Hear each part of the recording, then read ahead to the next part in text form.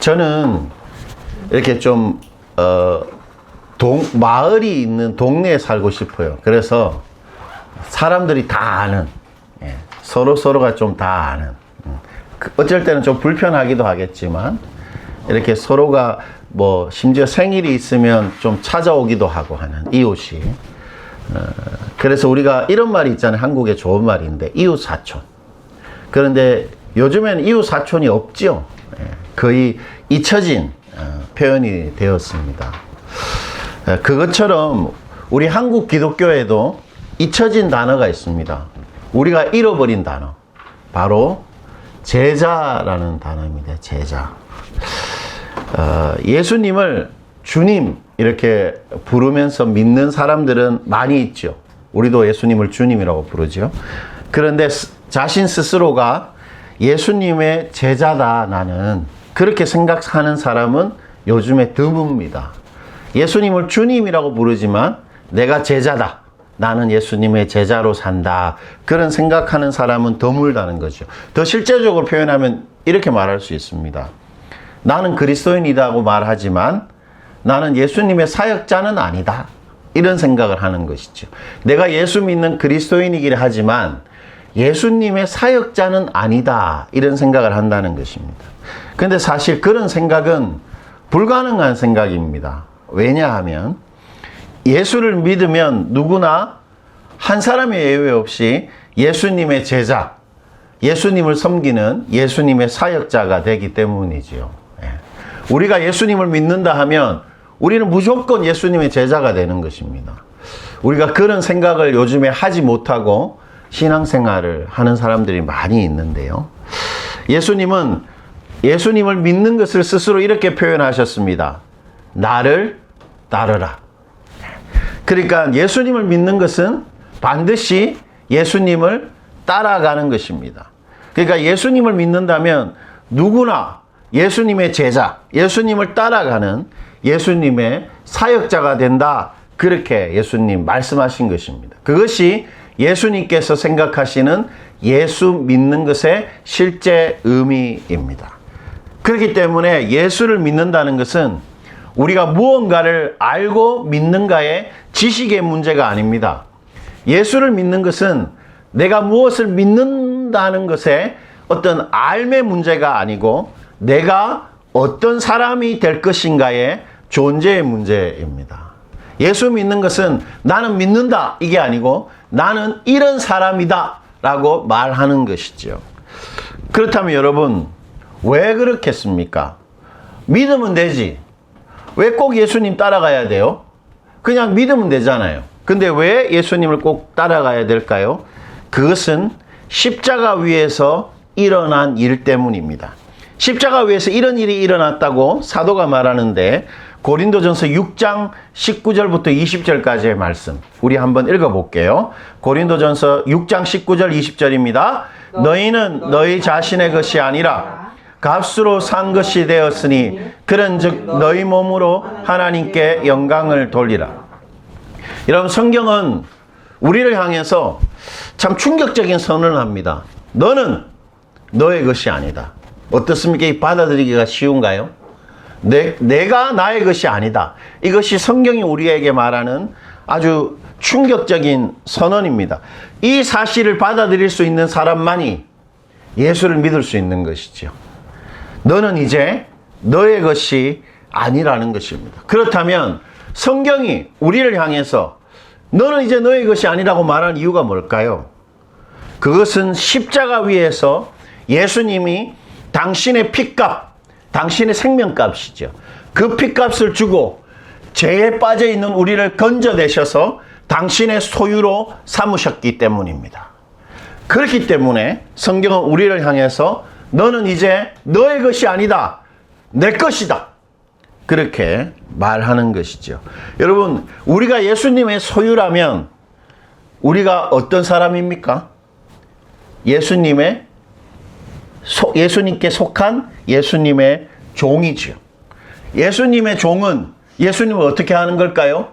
예수님을 수발드는, 예수님을 섬기는 사람이 되는 것입니다. 때문에 예수 믿으면 누구나 예수 따라가는, 예수의 제자, 예수의 사역자가 되는 것이에요. 어떻습니까, 여러분? 좀 부담스러운가요? 우리가 십자가를 믿는다는 것은 예수님이 십자가 위에서 나를 사셨다는 것을 믿는 것이고, 이제 내가 예수님의 소유, 예수님께 속한 예수님의 종이 되어서 예수님을 섬기는, 예수님을 따라가는 제자가 되었다는 것, 그것을 믿는다는 것입니다. 그러므로 예수 믿으면 누구나 예수의 제자입니다. 예수님이 그것을 이렇게 말씀하셨는데, 요한복음 12장 26절, 우리 이것도 한번 읽어볼게요. 요한복음 12장 26절입니다. 사람이 나를 섬기려면 나를 따르라. 나 있는 곳에 나를 섬기는 자도 거기 있으리니 사람이 나를 섬기면 내 아버지께서 그를 귀히 여기시리라. 우리가 누군가의 종이 된다는 것은 참 이상한 거죠. 그건 별로 좋은 게 아닙니다. 그런데 예수님은 우리를 보고 이렇게 말합니다. 너희는 나를 섬겨야 한다, 이렇게 말해요. 여러분, 여기 섬긴다는 말은 시중들다, 수행하다, 이런 뜻입니다. 그러니까 우리가 예수님의 소유가 되어서 예수님을 시중드는 예수님의 종이 된다는 것입니다. 그런데 여러분, 26절을 보니까 사람이 나를 섬기려면 어떻게 해야 된다고 예수님 말합니까? 따르라고 말합니다. 따르라. 여러분, 예수를 섬기려면, 예수님을 믿으면 반드시 예수 따라가는 사람이 되어야 된다는 것인데, 여러분, 여기 따라간다는 말은 길 위에 같이 서 있다, 이런 뜻입니다. 문자적으로 따라간다, 이 말은 길 위에 같이 서 있다라는 것입니다. 여러분, 길이 뭐 하는 곳이죠? 길은 어떤 곳입니까? 우리가 어디론가 가는 걸어가는 곳이잖아요. 어디론가 가는 곳이잖아요. 뭐 차를 타고 가든 걸어가든 어디론가 가는 것입니다. 예수님과 같은 길 위에 서 있으면 우리는 어떻게 돼야 됩니까? 예수 가는 곳에 갑니다. 그리고 예수님이 하는 일을 어떻게 하죠? 따라하는, 섬기는 사람이 되는 것입니다. 그것이 바로 제자입니다. 예수 믿으면 예수님 가는 곳에 가고 예수가 하는 일을 섬기는 사람이 되는 것입니다. 그것이 예수님이 생각하는 당신의 사람들, 바로 그리스도인입니다. 그러므로 여러분, 저를 한번 보시겠어요? 예수 믿으면 제자입니다. 시연 제자, 장현 제자, 우리 박혜경 제자, 하용욱 제자입니다. 우리는 예수님의 이제 사역자가 되었습니다. 어떠세요? 좀 부담스러우신가요? 아까 장인 형제 기도할 때 부담스럽다 그랬는데 부담스러우시죠? 예. 그러나 이것이 예수 믿는 것입니다. 그런데 여러분, 부담만 있는 게 아니고 제자도에는 제자가 되는 것에는 정말로 큰 축복이 있습니다. 그것이 바로 예수님 말씀하시는 것인데, 여러분, 요한복음 12장 26절을 자매분들만 한 번 더 읽어주시겠어요? 한번 읽어주십시오. 사람이 나를 섬기려면 나를 따르라. 나 있는 곳에 나를 섬기는 자도 거기 있으리니 사람이 나를 섬기면 내 아버지께서 그를 귀히 여기시리라. 예, 예수님 뭐랍니까? 나 있는 곳에 누가 있다고 말합니까? 너도 있다. 나를 뭐 하는 사람? 섬기는 자. 섬기는 사람이 있다는 것이죠. 이 반대로 해볼까요? 예수님을 섬기는 사람이 있는 곳에 누가 있습니까? 예수님이 반드시 있다라는 것입니다. 이것이 실제적으로 일어난다고 한번 생각해 보십시오. 만약에 시연자매가 옛날에 이 교회 다니기 전에는 열심히 일해야지 이렇게 하고 열심히 일하셨어요. 자녀들을 위해서든지 어쨌든. 그런데 지금은 만약에 내가 제자다, 예수님의 제자. 나는 예수님의 제자, 사역자로서 음식점에서 음식을 만들고 일을 한다고 생각하면 그곳에 누가 있는 겁니까? 예수님이 있는 것입니다. 예수님이 있다라는 말은 그 일이 누구의 일이라는 거죠? 예수의 일입니다. 옛날에는 그저 장사하는 나의 일이었지만 이제 내가 예수 믿으면 그 일이 예수의 일이 되는 것입니다. 해경사무처럼 고생스럽게 일주일 내도록 아이들 가르칠 때 내가 예수의 제자로 아이들을 가르친다고 생각하고 그렇게 하면 그 가르침이 예수의 가르침, 예수가 하는 일이 된다라고 오늘 예수님 우리에게 약속하고 있는 것입니다. 나를 섬기는 자가 있는 곳에 내가 반드시 있을 것이다. 예수님 그렇게 말하는 것이죠. 그러므로 우리가 이 땅을 살아가면서 내가 하는 그 일이 제자로서 하는 일이라고 정말 믿고 하면 그 일이 가장 가치로운 일이 되는 것입니다. 그냥 장사하는 것이지만, 그래서 누가 볼 때는 그냥 장사라고 생각하지만 내가 제자로서 그 장사를 하면 예수님이 하는 이 세상에서 가장 가치로운 그런 장사가 되는 것이죠. 별로 안 좋아하시네요. 좋아요, 좋아요. 이게 정말 큰 축복입니다. 우리가 하는 일이 예수의 일이 된다. 이 엄청난 일이지요. 그리고 제자들에게 예수님 두 번째 약속하시는 게 있는데, 그것은 26절에 다시 보시면 사람이 나를 섬기면 하나님이 어떻게 한다고 말합니까? 보니까 귀히 귀히 여기는 것입니다. 여러분, 귀히 여긴다는 게 뭐죠? 여러분, 귀하게 여기는 게 있습니까? 네. 뭐가 있어요? 우리 아들이요. 아들님한테 어떻게 하시죠? 칭찬과 사랑과 애정을 담아. 하나님이 우리를 그렇게 생각한다고 한번 상상해 보십시오. 우리가 내가 예수 믿는 사람, 제자로서 나는 오늘을 산다 생각하면 하나님이 어떻게 한다고요? 이뻐. 우리를 귀히 여기십니다. 여러분, 저는 귀히 여기는 게 있으면 아낍니다. 그렇잖아요. 아낍니다. 하나님이 우리를 아끼십니다. 아니, 무슨 말이냐면 내가 고가의 자전거를 샀다. 예를 들어서 한 1,000만 원짜리 자전거를 샀다고 생각해 보십시오. 그거 얼마나 귀하게 여길까요?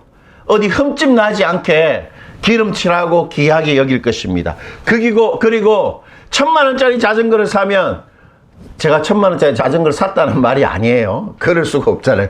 하여튼 1,000만 원짜리 자전거를 만약에 제가 샀다면 얼마나 그것을 가꾸겠습니까? 얼마나 그것에 많은 것들을 붙이고 얼마나 좋은 것들을 장치를 달고 하겠어요. 마찬가지입니다. 하나님이 우리를 귀하게 여기시면 우리를 아끼실 것입니다. 그리고 우리 인생을 가꾸실 것입니다. 틀림없습니다. 그러므로 예수의 제자로 내가 산다고 믿고 사는 것이 이 세상에서 가장 안전하게 사는 것입니다. 왜냐하면 하나님이 우리를 보호하시니까, 귀히 여기서 지키시니까, 그리고 나를 가장 귀한 사람이 되게 만드는 것입니다. 왜냐하면 하나님이 가장 귀하게 여기는 사람이 되기 때문이지요. 그러므로 제자로 살면 내가 하는 일이 누구의 일이 된다고요? 아니. 예수의 일이 되고, 그리고 내가 가장 귀하게 여김을 받는 사람이 되는 길입니다. 어떻습니까? 이 정도면 제자할 만하지 않아요? 네. 예. 이 두 가지 약속 반드시 우리에게 주어져 있습니다. 그렇다면 마지막으로 예수님을 따라간다는 거, 예수님 눈에 안 보이는데 그 실제로 뭘 어떻게 하는 것이겠습니까? 누가복음 9장 23절에 예수님을 따라갈 때 반드시 하는 행동 두 가지를 우리에게 일러주시지요. 우리 누가복음 9장 23절 우리 믿는 마음으로 크게 한번 읽어보십시다. 또 무리에게 이르시되 아무든지 나를 따라오려거든 자기를 부인하고 날마다 제 십자가를 지고 나를 따를 것이니라. 예수님 뭐라고 말합니까? 나를 따라오는 제자가 되려면 두 가지 해야 된다. 첫 번째 뭐지요? 나를 부인하고 자기를 부인하는 것. 그리고 두 번째, 제 십자가. 날마다 자기 십자가를 지고 나를 따르는 것입니다. 이 두 가지입니다. 예수님의 제자가 되려면 반드시 두 가지가 필요합니다. 자기 부인과 날마다 십자가를 지는 것입니다. 어떠세요? 이상하죠? 좀 가학적입니다. 예수님의 제자가 되면 뭔가 이렇게 다른 게 있는 게 아니고 자기를 부인해야 되고 날마다 자기 십자가를 져야 한다, 이렇게 말합니다. 좀 우리가 하나씩만 살펴보고 설교를 마무리할게요. 여러분, 자기 부인이라는 말은 자기 단절입니다. 자기 거절입니다. 예. 그러니까 예수를 믿는다는 것은 자기와의 단절을 의미한다, 예수님 말합니다. 예수를 믿는 것은 자신에 대한 거절을 의미한다 말합니다. 이게 어떤 것입니까? 여러분, 제가 만약에 시연자매의 의견 제가 거절한다고 생각해 보십시오. 어때요? 시연자매님. 시연자매님이 나 이거 먹고 싶어요 하는데 안 돼요, 시연자매. 이렇게 하면 어떻습니까? 기분이 열받아요. 열받죠. 그리고 이 시연자매의 바램이나 입장이나 존재감이 받아들여지지 않고 물리침을 당한다. 정말로 속상하고 화나고 시연자매 표현처럼 열받는 일입니다. 여러분, 예수 믿을 때 어떻게 되냐면 나의 의견, 내 바람, 내 입장, 내 존재감이 거절당한다. 그렇게 말합니다. 아, 이상하죠. 왜 그럴까요?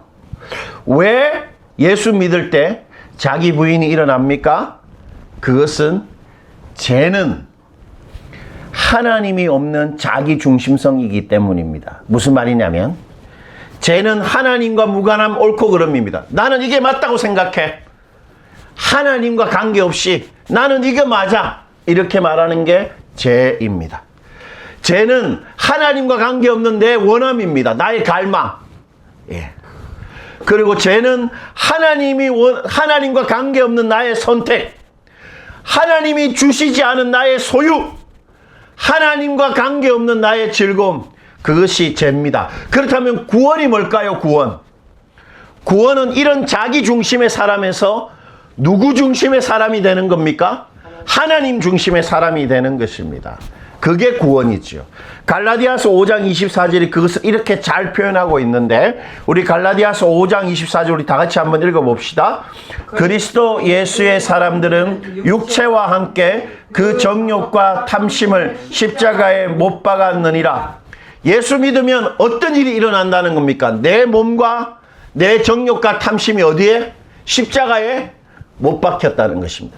쉽게 말하면 내가 어떻게 되었다는 거죠? 죽었다는 것입니다. 죽었다. 예, 십자가가 물론 깨끗해지는 것이기도 하지만 십자가에 우리가 죽었습니다. 못 박혀가지고 우리가 예수님과 함께 죽었습니다. 때문에 자기 부인은 예수 믿고 구원받은 자에게 반드시 일어나는 일입니다. 그러니까 예수님이 자기를 부인하라고 처음으로 말씀하시는 거예요. 나 믿으려면 자기 부인이 반드시 동반되어야 된다. 자기 부인 없이 예수 믿는다는 것은 거짓말이다. 자기 부인 없이 예수 믿는 것은 있을 수 없는 일이다. 예수님 그렇게 말씀하고 있습니다. 자, 그렇다면 자기 부인이 실제로 뭘 어떻게 하는 것입니까? 실제로 뭘 어떻게 하는 거죠? 제가 저번 주일날 시언자매랑 장인 형제 이렇게 기다리고 있으면 여기 앉아서 딱 기도를 하려고 하는데 마음이 불행해지는 거예요. 왜 불행했냐면 2명밖에 없잖아요. 그러면서 이 거실에서 준비하잖아요. 그리고 반주자도 없어요. 그래서 너무 초라하다는 생각이 드는 거예요. 초라하다. 그런데 이런 마음이 자주 찾아와요. 그 기도도 해보고 이런 마음을 없애달라고 기도도 해보고 했는데 안 없어지는 거예요. 마음의 불행함이. 그래서 그날은 왜 그럴까? 왜 이렇게 불행할까? 이게 아니 시언자매랑 장인 형제 오는데 왜 이 양에 차지 않고 내가 불행할까? 그런 생각을 딱 하니까 성공하고 싶은 거예요. 내가 성공하고 싶은 성공적인 목회자가 되고 싶은 거예요. 개척을 했으면 사람들도 많이 오고 예배 드릴 때 반주자도 좀 있고 그래서 찬양하면 같이 눈물도 좀 나고 설교할 때 정말로 이렇게 설교할 맛도 나고 이 좀 부흥해가지고 자립도 하고 제가 성공하고 싶은 거예요. 그런데 왜 성공하고 싶을까요? 왜? 다른 사람들이 나를 성공한 목회자로 봐주기를 원하는 거예요. 그러니까 결론적으로 저는 저의 존재감이 목회보다 하나님보다 더 중요했던 겁니다. 목회가 중요하고 하나님이 중요해야 되는데 성공한 목회자라는 존재감을 가지고 싶은 거예요. 다른 사람이 나를 어떻게 생각할까가 저는 더 중요했던 것입니다. 그게 확 깨달아지는 거예요. 그러면서 하나님한테 주중에 그렇게 기도했습니다. 제 이제 포기합니다. 목회 성공 포기했습니다. 하나님 마음대로 하십시오. 저는 시언자매나 장인 형제 2명으로 충분합니다. 저 목회 성공 이제 안 할 겁니다. 그 생각 이제 안 할게요. 이렇게 주님 앞에 내려놓았습니다. 여러분 그런데 가만히 그걸 생각하면서 말씀을 준비할 때 이 말씀이 떠올랐어요. 예수 믿는 것 자체가 본래 자기 존재감이 없어지는 거구나. 나를 부인하는 것이구나. 그것을 알게 되었습니다. 그러므로 자기 부인의 실제란 이렇게 하는 겁니다. 이제는 내 존재감으로 살지 않고 하나님의 존재감으로 사는 것입니다. 내 존재감은 이미 예수 믿을 때 십자가에 쾅쾅 못 박아 죽었습니다. 이제 나의 존재감은 죽은 겁니다. 이제 나는 예수 믿고 하나님의 존재감으로 살아가는 것이지요. 자, 그렇다면 이 참 듣기 좋은 말이잖아요. 내 존재감은 죽고 하나님의 존재감으로 산다. 실제로 뭘 어떻게 하면 그렇게 될까요? 질문하면 됩니다. 질문. 내 생각, 내가 원하는 대로, 내 스타일대로, 내 감정대로 하지 않고, 내 존재감대로 하지 않고, 하나님의 생각이 뭔지 질문하는 것입니다. 하나님의 원함이 뭔지 물어보는 것입니다. 하나님의 감정이 어떠한지, 주님 지금 어떠세요? 기쁘십니까? 슬프십니까? 질문해 보는 것입니다. 그리고 답을 찾으면 그 답에 오롯이 나의 존재를 바치는 것입니다. 그게 자기 부인입니다. 그러므로 자기 부인하려면 뭐가 필요합니까? 기도할 시간이 필요합니다. 질문이 필요합니다. 질문할 시간. 질문할 시간 없이 살면 자기 부인이 이루어지지 않아요. 그러므로 여러분 기도하셔야 됩니다. 10분이라도 물어봐야 됩니다. 그래야 제자도 제자됨이 가능합니다. 자기 부인은 질문하는 것입니다. 자, 그렇다면 두 번째, 날마다 십자가를 지는 게 뭘까요? 뭘 어떻게 하는 게 십자가 지는 겁니까? 예수님 제자로서 매일 해야 되는 일이 있다고 합니다. 날마다 뭐지요? 제 십자가를 지고 나를 따라오라. 날마다. 이게 예수님이 실제로 우리에게 하신 말씀입니다. 여러분, 십자가를 지면 어떻게 됩니까? 힘들고 결국 마지막에 어떻게 되죠? 죽습니다. 그러므로 십자가를 지라는 말은 뭐 하라는 말입니까? 죽어라. 죽어라. 죽어라. 이렇게 말하는 것입니다. 그러니까 자기 부인을 넘어서서 이제 예수님 더 딱 심화 과정으로 죽어라. 니를 부인하고 니를 죽여라. 이렇게 말씀하시는 것입니다. 왜 죽으라고 하실까요? 왜 죽으라고 하실까요, 예수님? 왜? 노마스 6장 8절이 그것을 이렇게 말해주는데, 우리 노마스 6장 8절 우리 크게 한번 읽어봅시다. 만일 우리가 그리스도와 함께 죽었으면 또한 그와 함께 살 줄을 믿노니. 우리가 십자가에서 누구와 함께 죽었습니까? 예수와 함께 죽었죠. 죽고 예수님이 죽고 3일 만에 예수님 어떻게 하셨습니까? 부활하셨습니다. 그때 우리도 부활했다고 말하는 것입니다. 그러니까 우리가 예수를 믿는다는 것은 죄인이었던 내가 예수와 함께 십자가에 못 박혀 죽었다가 예수와 함께 의인인 내가 다시 부활했다는 것을 믿는 것입니다. 때문에 예수 믿고 산다는 것은 매일 나의 죄된 자아를 죽이는 것입니다. 그리고 매일 거듭난 나의 새 생명이 살아나는 것입니다. 그러므로 예수님이 매일 십자가에 너 죽여라. 그렇게 말씀하고 있는 것이죠. 자, 그렇다면 십자가에 죽는다는 거, 이 실제로 뭘 어떻게 하는 것일까요? 성질을 죽이라는 얘기죠. 성질을 죽여라. 그것도 맞는 말인데, 제가 옛날에 제가 이렇게 부목사로 이렇게 하잖아요. 그래서 이게 뭐 저는 제가 그분들 그 설교를 잘하는 분들 밑에서 이렇게 부교육자 생활을 했어요. 근데 그분들이 내 듣기 좋으라고 두 분 다 똑같이 말한 게 있는데, 너는 설교를 참 잘하는데 네 성격이 문제다.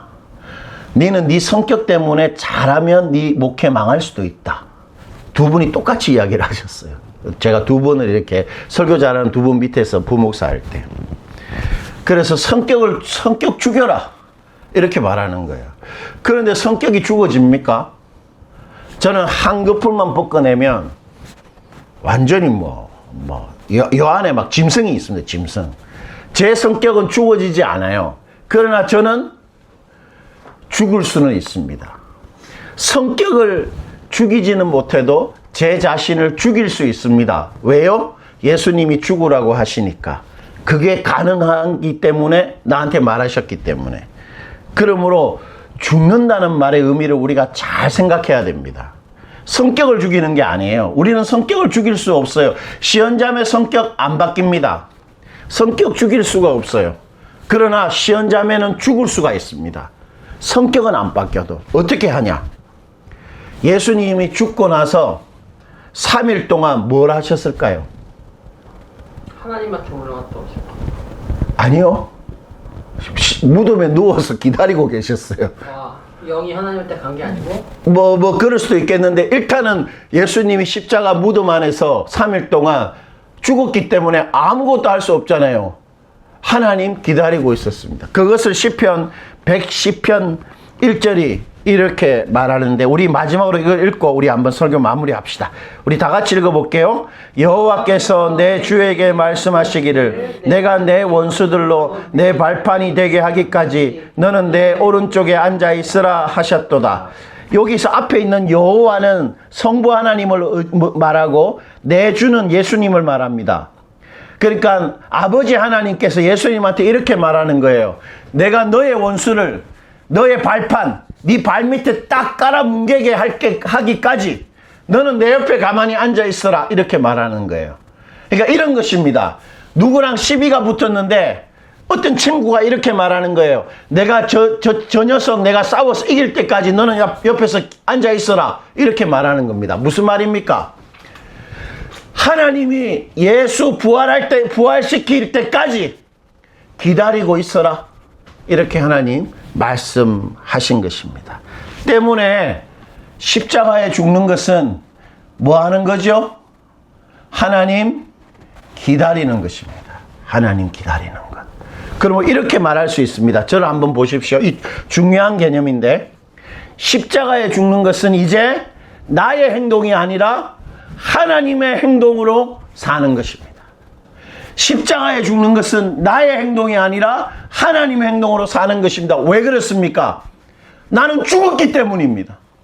나는 죽었기 때문에 내가 내 인생에 내가 결정적인 역할을 하지 않고 하나님만이 나를 살리시는 결정적인 역할을 하는 것입니다. 나의 행동이 아니라 하나님의 행동으로 살려면 우리 어떻게 해야 됩니까? 하나님의 행동을 기다려야 됩니다. 그러므로 십자가에 죽는 것은 기다리는 것입니다. 우리 한번 정리해 봅시다. 저를 한번 보십시오. 정리를 한번 해볼까요? 자기 부인이 뭡니까? 나를 죽이는 것. 예, 아니요. 나의 존재감으로 살지 않고 하나님의 존재감으로 살려면 뭐 해야 되지요? 질문. 기도. 질문하는 것입니다. 기도라고도 할 수 있고 질문. 그 다음에 십자가 지는 것은 뭡니까? 이제 나는 죽었으니까 나의 행동이 아니라 하나님의 행동으로 사는 것입니다. 그러므로 기다림입니다. 기다림. 우리 두 가지. 자기 부인은 질문하는 것이고 그리고 자기 십자가를 지는 것은 하나님의 행동을 기다리는 것입니다. 이 두 가지입니다. 이 두 가지가 제자로서 할 수 있는 일입니다. 여러분 하실 수 있겠죠? 어떻습니까? 질문하실 수 있겠습니까? 네. 그리고 하나님 행동 기다릴 수 있겠습니까? 성격은 안 죽여져도 하나님이 행동하시기를 기다릴 수는 있는 것이에요. 예. 그게 자기 죽음입니다. 그래야 제자가 됩니다. 아니면 제자가 될 수 없는 거예요. 자, 우리 두 가지 기억하십시다. 그리고 약속을 기억합시다. 우리가 제자로 살면 나의 일이 예수의 일이 되고 그리고 하나님이 나를 어떻게 하신다? 기히 여기신다. 그러니까 제자로 사는 건 두 가지.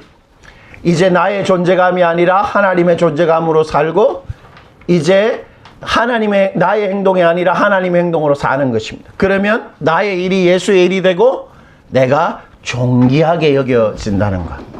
우리 그거 기억하고 이번 일주일도 우리 제자로서 다 살아가십시다. 그렇게 하실 수 있겠죠? 아멘. 예. 이 시간 우리 기도합시다. 하나님께 그렇게 한번 우리가 다짐할까요?